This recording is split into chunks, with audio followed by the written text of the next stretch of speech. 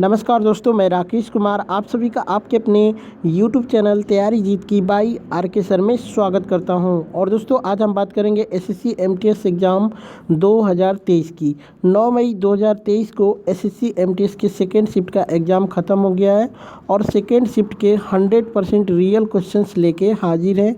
इस बात पे वीडियो को लाइक शेयर ज़रूर करिएगा। और दोस्तों आपको किसी भी शिफ्ट का अगर पीडीएफ फाइल चाहिए तो डायरेक्टली आप हमें इस व्हाट्सएप नंबर पे व्हाट्सएप कर सकते हैं। बस आपको शिफ्ट का नाम और पीडीएफ फाइल लिख के भेजना है, डायरेक्टली आपको पीडीएफ फाइल प्रोवाइड कर दिया जाएगा बिना किसी शुल्क के। बाकी दोस्तों सभी क्वेश्चंस का अगर पीडीएफ फाइल एक साथ चाहिए सभी दिनों का तो आप हमारे टेलीग्राम ग्रुप को ज्वाइन कर सकते हैं, जिसका लिंक वीडियो के डिस्क्रिप्शन में दिया गया है। वहाँ पर सभी पीडीएफ आपको एक साथ मिल जाएंगी। ठीक है, चलिए बिना देर करते हुए क्वेश्चंस देखते हैं। वीडियो को लाइक शेयर कर दीजिए। क्वेश्चन आया था कि गुर्जर, प्रतिहार, पाल और राष्ट्रकूट वंश किस राज्य के लिए लड़ाई लड़ी थी? तो इसका राइट आंसर हो जाएगा कन्नौज। और दोस्तों यहाँ पे बात करते हैं गुर्जर प्रतिहार वंश की, तो गुर्जर प्रतिहार ने 10वीं शताब्दी के मध्य तक पश्चिमी भारत और ऊपरी गंगा के मैदानों पर शासन किया था। गुर्जर मूल रूप से चरवाहे और लड़ाके थे। अपने भाई के द्वारपाल महाकाव्य नायक लक्ष्मण को उनके नायक के रूप में देखा जाता था। प्रतिहारों ने अपने उपाधि धारण की, जिसका जो कि शाब्दिक अर्थ है द्वारपाल। बात करते हैं दोस्तों यहाँ पे खजुराहो में जो कि यूनेस्को की विश्व धरोहर स्थल मंदिर निर्माण की, जो कि गुर्जर प्रतिहार शैली के विकास के लिए प्रसिद्ध माना जाता है। राज्य की स्थापना हरिश्चंद्र यानी ब्राह्मण ने जोधपुर दक्षिण पश्चिमी राजस्थान में की थी। नागभट्ट प्रथम के शासन के दौरान 8वीं शताब्दी की दूसरी तिमाही में राजवंश को महत्व मिला था। वही बात करते हैं दोस्तों यहाँ पे इनके शासकों की, जैसे कि नागभट्ट जो कि सन 730 से 760 तक, वत्सराज जो कि सन 780 से 800 तक था, नागभट्ट जो कि सन 800 से 833, भोज प्रथम जो कि मिहिर भोज के नाम से भी जाना जाता था 836 से 885 तक, महेंद्रपाल जो कि 885 से 910 तक, महीपाल प्रथम जो कि 913 से 944, राज्यपाल जो कि 960 से 1018, एसपाल जो कि 1024 से 1026 तक राज्य किया था। वहीं बात करते हैं राष्ट्रकूट वंश की, तो ये सन 753 से 975 के बीच की अवधि दक्कन में राष्ट्रकूटों के उदय की गवाही बनी है। राष्ट्र का मुखिया राष्ट्रकूट का जो कि शाब्दिक अर्थ है, वे चालुक्यों के जो कि सामंत थे और उनकी राजधानी सोलापुर के पास जो कि मान्यखेता या फिर मलखेड़ में थी। वहीं बात करते हैं दोस्तों इसमें त्रिपक्षीय संघर्ष में उन्होंने पाल और प्रतिहारों को हराया था। उन्होंने कांची के पल्लव, मदुरै के पांड्यों और वेंगी के पूर्वी चालुक्यों के खिलाफ जो कि लड़ाई लड़ी थी। अरब व्यापारियों को उनके शासनकाल के दौरान मस्जिदों का निर्माण करने की अनुमति दी गई थी, जो उनके उदार रवैये की गवाही देता है। वहीं बात करते हैं राष्ट्रकूट शासकों की, तो पहला था दंती दुर्ग जो कि सन 733 से 756, कृष्ण प्रथम 756 से 774, ध्रुव जो कि 780 से 793, गोविंद तृतीय जो कि 793 से 814, अमोघ वर्ष प्रथम जो कि सन 815 से 880, इंद्र जो कि 914 से 929, कृष्णा तृतीय जो कि 914 से 929 तक शासन किया था। वैसे दोस्तों पाल वंश के बारे में और दोस्तों चोल वंश के बारे में भी मैंने बता रखे हैं। बताएंगे तो वीडियो काफ़ी लंबी हो जाएगी दोस्तों, इसलिए आप लोग इस पीडीएफ फाइल में इसको पढ़ लेना। नेक्स्ट क्वेश्चन देखते हैं, निम्नलिखित में से बिरजू महाराज को कौन सा पुरस्कार नहीं मिला था? ऑप्शन से एक बार कमेंट करके बताइएगा। बात करते हैं तो बिरजू महाराज ने भारत में कथक नृत्य के लखनऊ जो कि कालका बिंदादीन घराने का प्रतिनिधित्व एक नर्तक, संगीतकार, गायक और कलाकार के रूप में किया है। 1986 में बिरजू महाराज को भारत का दूसरा सबसे बड़ा नागरिक सम्मान पद्म विभूषण दिया गया था। उन्होंने 2012 में फिल्म उन्नाई कनाथु के लिए सर्वश्रेष्ठ नृत्य निर्देशक का राष्ट्रीय फिल्म पुरस्कार भी पाया था। तो ऑप्शन से एक बार कमेंट करके बता देना। एक प्रश्न आया था कि जलियांवाला बाग हत्याकांड किसके कहने पर हुआ था? तो ये जनरल डायर के कहने पे हुआ था। बात करते हैं तो उधम सिंह ने जनरल डायर की हत्या की थी, जिसको भी याद रखिएगा। यहाँ पे बात करते हैं 1919 में जब जलियांवाला बाग हत्याकांड हुआ तब वे भारत के वाइस रॉय थे। जलियांवाला बाग हत्याकांड अमृतसर में उस समय हुआ जब बैसाखी के दिन लोग जलियांवाला बाग में जमा हुए थे। जलियांवाला बाग हत्याकांड के कारण 400 से अधिक लोग मारे गए थे।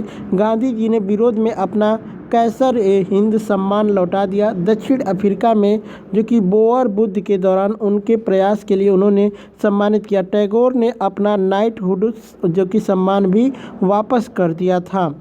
एक प्रश्न बहुत ही इजी पूछा गया था जो कि रिपीटेड क्वेश्चन से उपराष्ट्रपति बनने की न्यूनतम उम्र पूछी थी, तो ये आपका 35 वर्ष हो जाएगा। सभी के लिए 35 वर्ष है, केवल राज्यसभा का सदस्य बनने के लिए विधान परिषद का सदस्य बनने के लिए आपको 25 वर्ष की उम्र चाहिए।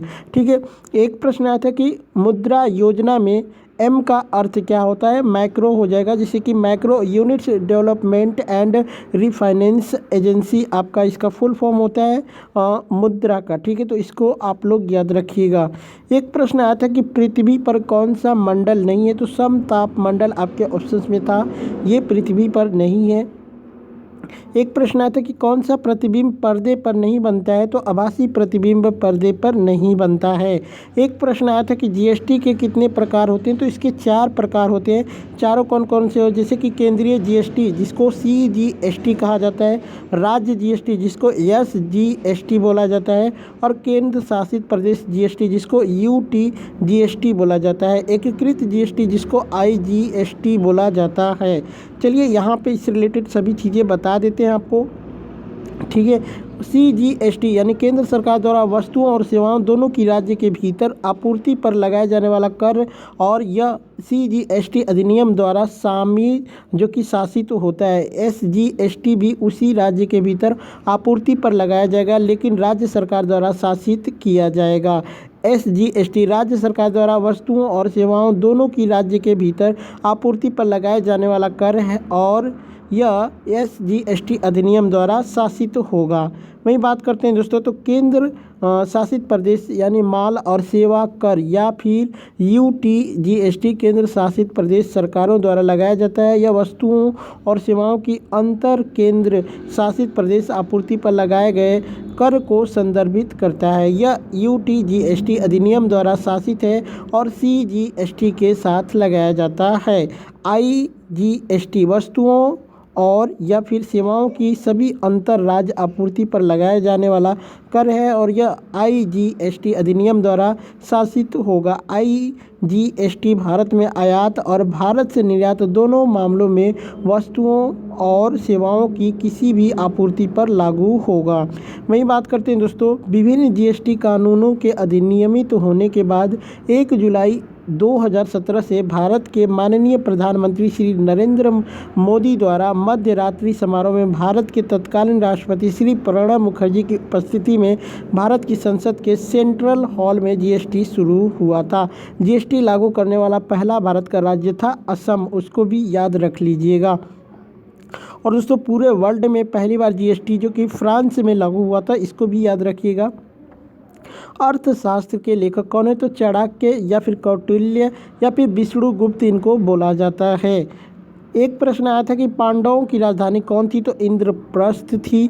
बात करते हैं इंद्रप्रस्थ यानी इंद्रदेव का शहर यानी पाली जो कि इंदापट्टा संस्कृत यानी इंद्रप्रस्थ भारत के केंद्र शासित प्रदेश दिल्ली में स्थित एक प्राचीन शहर। यह प्राचीन भारत के राज्यों में से एक था। महान भारतीय महाकाव्य महाभारत के अनुसार यह पांडवों की राजधानी मानी जाती है, तो इसको याद रखिएगा।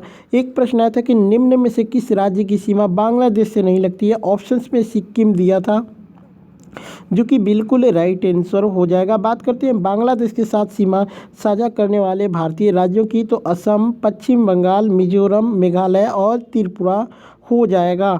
ठीक है, नेक्स्ट क्वेश्चन देखते हैं, किस संगीतकार को सबसे पहले भारत रत्न दिया गया था? तो मदुरै सन्मुख, ठीक है, मदुरै सन्मुख वदीबू सुब्बुलक्ष्मी यानी 16 सितंबर 1916 से लेके 11 दिसंबर 2004 तक उनका दौर था। मदुरै तमिलनाडु की एक भारतीय कर्नाटक संगीत की गायिका थी। वह भारत की सर्वोच्च नागरिक सम्मान यानी भारत रत्न से सम्मानित पहली संगीतकार थी, तो आप इनको याद रख लीजिएगा। एक प्रश्न आया था कि अक्टूबर 2022 तक मौलिक कर्तव्यों की संख्या कितनी थी। तो टोटल जो है 11 है मौलिक कर्तव्य। सबसे पहले 42वें संविधान संशोधन 1976 द्वारा 10 मौलिक कर्तव्यों को जोड़ा गया था। उसके बाद दोस्तों 86वां संविधान संशोधन अधिनियम 2002 के तहत 11वां मौलिक कर्तव्य जोड़ा गया था। 11वां मौलिक कर्तव्य जो कि 6 से 14 वर्ष के बच्चों को अनिवार्य शिक्षा का प्रावधान करता है। एक प्रश्न आया था दोस्तों, बौद्ध परिषद को क्या कहते हैं। एग्जैक्ट में ये क्वेश्चन बौद्ध परिषद से ही रिलेटेड था, लेकिन क्या था कमेंट करके एक बार बताइएगा ऑप्शंस क्या थे। चलिए इससे रिलेटेड मैं सभी चीज़ें बता देता हूँ। जैसे कि बौद्ध धर्म का पथ जिसने वर्तमान बौद्ध धर्म को जन्म दिया है। कई जो कि